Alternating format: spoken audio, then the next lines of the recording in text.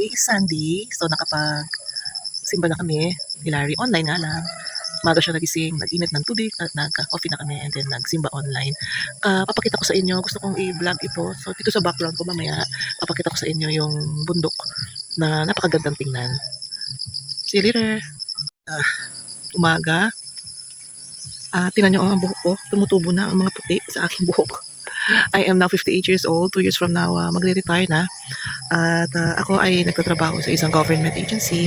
Ngayon, nandito kami sa Negros para ayusin itong aming munting farm para pag magre-retire na kami, dito kami mag-i-stay. At si Larry naman ay mag-660 na. So, nauna siya mag-retire para ayusin itong aming farm. Tapos yan, ang plano namin dyan maging fish pond or kung mapupunta sa sementeryo para dalawin ang lolo. Say hi, Faye.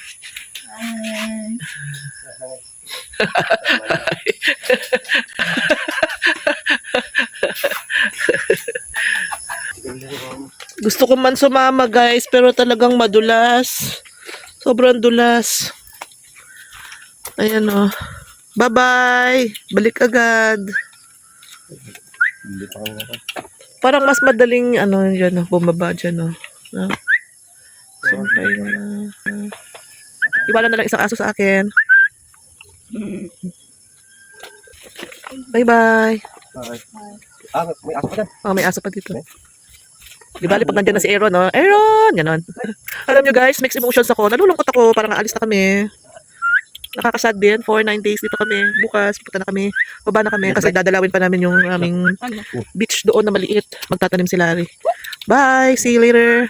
Ingat kayo. Ay!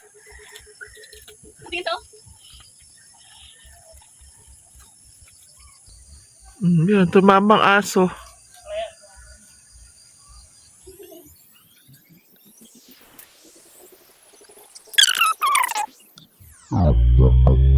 natin lahat ito para sa ating anak na ba?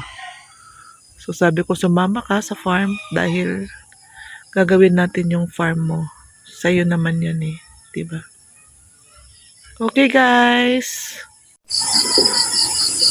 Ayan na guys yung mga tinanim namin. Pupuntahan namin ngayon. Good morning everyone. It's another day. It's another vlog. Ito na kami. Meron palang mga gulay dito. Tanim ni Nono. Yan. So, eto guys yung dwarf coconut. Yan. Yan ang mga mangga. Yan ang mga mango. Ano yan? Ito yung millennium. Sulat mo, lagyan mo siya ng parang oo. Mapping ang tawag. Ayan guys, yung mga tinanim. Tapos na yung aming project dito sa farm. As of now. Ayan. Yung aso na yan guys, hindi na kami iniwan nagmula nung pumunta kami dito. Alaalagaan na namin siya. Si Bea malapit sa mga hayop yan. Ito lang ka. Ito. Aray ko. Ay. Ayan, guava. Anong guava to? Purple yan. Purple yan guys. Pag magbunga yan, purple ang... Ba, dami sila Ayun, dami na naming aso Pero maaga pa. Dito ang gagawin yung aming bahay. Yan. Dito. Sa area na yan. Ayan, good morning na Dito ang sunrise. Diba guys? Ang ganda-ganda sa amin.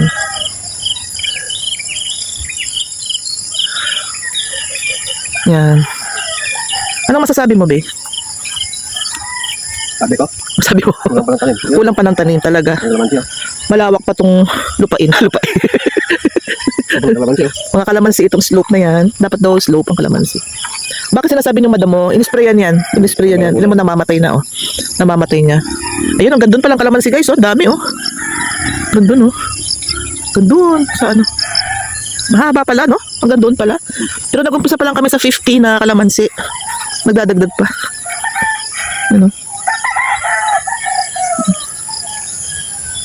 Ayan, saging Pero mura daw ngayon yung saging. Kita nyo yung saging?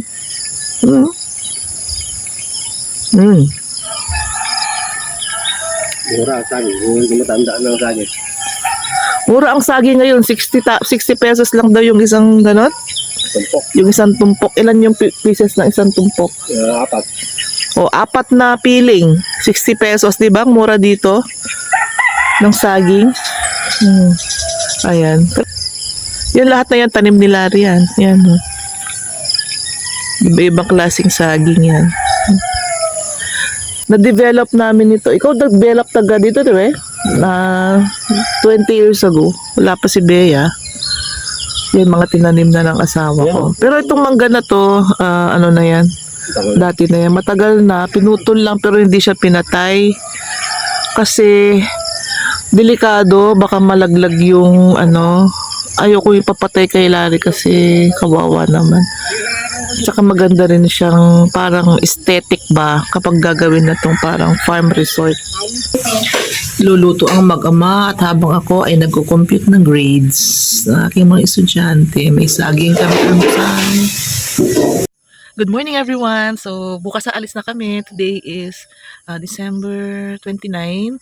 Bukas aalis na kami. So ngayon nagpi-prepare na maglilinis, babalik yung mga gamit, aayusin. Siguro yung mga ibang damit na dinala namin iiwan na lang dito. And my feeling is mixed emotions, no? Aalis na kami. Parang nalulungkot din ako. Mamimiss ko ang buhay dito sa farm. Medyo malayo kasi ang farm namin, no?